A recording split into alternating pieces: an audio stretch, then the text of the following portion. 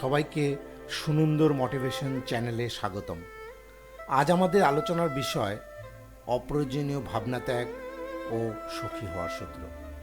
আমরা বেশিরভাগ মানুষ অপ্রয়োজনীয় কিছু তথ্যের জালে নিজেদেরকে জড়িয়ে রাখি।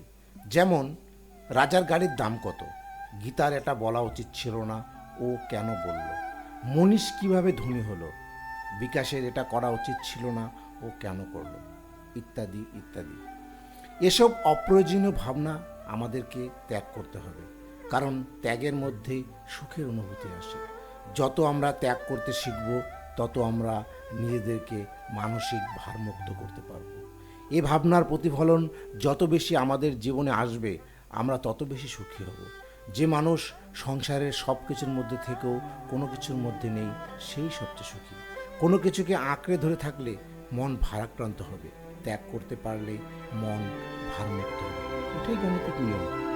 আঁকড়ে ধরার অভ্যাস আপনাকে আপনার স্বাভাবিক চিন্তা ভাবনা থেকে দূরে সরিয়ে রাখবে ও আপনার কাজ করার ক্ষমতাকে কমিয়ে দেবে।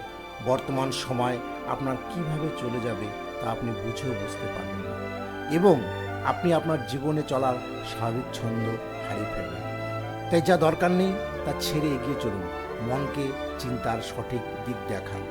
তাই জীবনযুদ্ধে একজন সত্যিকারের আবেগরহিত, শান্ত, সংযত, ধীর, স্থির, সঠিক বিচার বুদ্ধি সম্পন্ন মানুষ হন। সংসারে সব কিছুর মধ্যে থেকেও যে মানুষ কোনো কিছুর মায়ামোহের মধ্যে নেই, সেই সবচেয়ে সুখী। অপ্রয়োজনীয় সব পিছু টান ছেড়ে এগিয়ে চলুন।